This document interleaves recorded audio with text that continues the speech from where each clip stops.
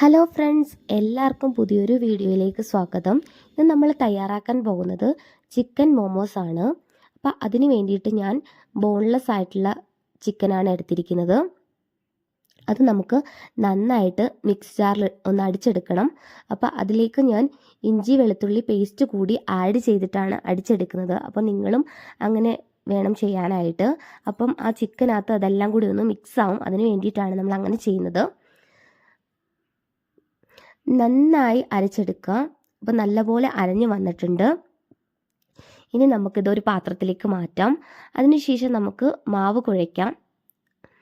മോമോസ് തയ്യാറാക്കാനായിട്ട് ഒരു പാത്രം എടുക്കുക. അതിലേക്ക് നമുക്ക് ആവശ്യത്തിന് വെള്ളം ചേർക്കുക. അതുപോലെ തന്നെ ആവശ്യത്തിന് ഉപ്പ് ചേർക്കുക. അതിനുശേഷം നമുക്ക് അതിലേക്ക് മൈദപ്പൊടി ചേർത്ത് കൊടുക്കുക. അപ്പോൾ ഞാനിവിടെ ഒരു സവാളയും 2 പച്ചമുളകുമാണ് എടുത്തിരിക്കുന്നത്. അത് നന്നായിട്ട് ചെറുതായിട്ട് വേണം അരിയാനായിട്ട്. അതിനുശേഷം നമുക്ക് ഈ അടിച്ചു വെച്ചിരിക്കുന്ന ചിക്കനും കൂടി ചേർത്ത് വേണം നന്നായിട്ട് ഇളക്കി കൊടുക്കാനായിട്ട്. അതിനുശേഷം അത് നല്ല പോലെ ഒന്ന് കുഴച്ചെടുക്കുക. നന്നായി കുഴച്ചെടുത്തതിന് ശേഷം നമുക്ക് അതിലേക്ക് സോയാ സോസ് ഒഴിച്ചു കൊടുക്കണം. അതിലേക്ക് ഞാൻ 1 സ്പൂണാണ് ഒഴിച്ചു കൊടുത്തിരിക്കുന്നത്.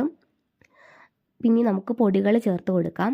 അതിലേക്ക് നമുക്ക് 1/2 ടീസ്പൂൺ ജീരകപ്പൊടി, 1/2 ടീസ്പൂൺ മല്ലിപ്പൊടി, 1/2 ടീസ്പൂൺ കുരുമുളക് പൊടി, ആവശ്യത്തിന് ഉപ്പും ചേർത്ത് നന്നായിട്ട് കുഴച്ചെടുക്കുക.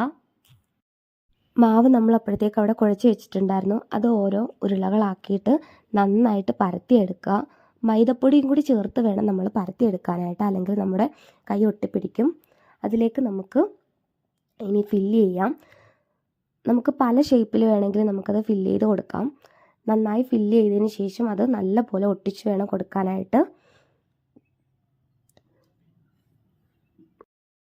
അങ്ങനെ ഓരോന്നും നമുക്ക് ചെയ്തെടുക്കാം. മൊമോസ് തയ്യാറാക്കാനായിട്ട് നമുക്ക് ഇഡലിപ്പാത്രം ചൂടാക്കാം. അത് ഇഡലിപ്പാത്രത്തിൻ്റെ ഓരോ തട്ടിലും നമുക്ക് എണ്ണ തൂത്ത് കൊടുക്കാം. എണ്ണ തൂത്ത് കൊടുത്തതിന് ശേഷം അത് വെച്ച് കഴിഞ്ഞാൽ നമുക്ക് ഒട്ടിപ്പിടിക്കാതെ തന്നെ അത് കിട്ടും. അതിന് വേണ്ടിയിട്ടാണ് അങ്ങനെ ചെയ്യുന്നത്. അങ്ങനെ മോമോസ് നമ്മൾ പല ഷേപ്പിൽ തയ്യാറാക്കി വെച്ചിട്ടുണ്ട്. അത് നമുക്ക് ഓരോന്നും അതിലേക്ക് വെച്ച് കൊടുക്കാം.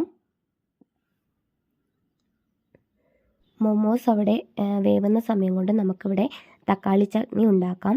അപ്പോൾ മോമോസിൻ്റെ കൂടെ കഴിക്കാനായിട്ട് തക്കാളി ചട്നിയാണ് കൂടുതൽ നല്ലത്. അപ്പോൾ അത് ഉണ്ടാക്കാനായിട്ട് ഞാനിവിടെ ഒരു ഫ്രൈ പാൻ അടുപ്പത്ത് വെച്ചിട്ടുണ്ട്. അത് നന്നായി ചൂടായി കഴിയുമ്പോഴത്തേക്ക് അതിലേക്ക് എണ്ണ ചേർത്ത് കൊടുക്കുക. അതിലേക്ക് ഞാൻ പെരിഞ്ജീരകവും വറ്റൽമുളകുമാണ് ചേർത്ത് കൊടുക്കുന്നത്. അപ്പം അത് നന്നായിട്ടൊന്ന് മൂത്ത് വരുമ്പോഴത്തേക്ക് നമുക്ക് സവാളയും തക്കാളിയും ചേർത്ത് കൊടുക്കാം. അപ്പം ഞാനിവിടെ എടുത്തിരിക്കുന്നത് ഒരു സവാളയും ഒരു തക്കാളിയാണ്. അത് നന്നായിട്ടൊന്ന് വഴണ്ടി വരണം. ഒരു ബ്രൗണിഷ് നിറമായിട്ട് വരണം.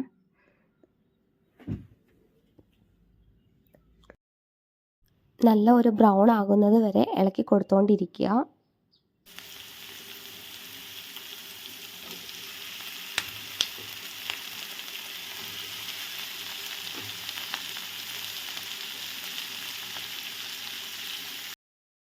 അതിലേക്ക് ആവശ്യത്തിന് ഉപ്പും കൂടി ചേർത്ത് കൊടുക്കുക. അതിനുശേഷം നല്ലപോലെ ഇളക്കുക.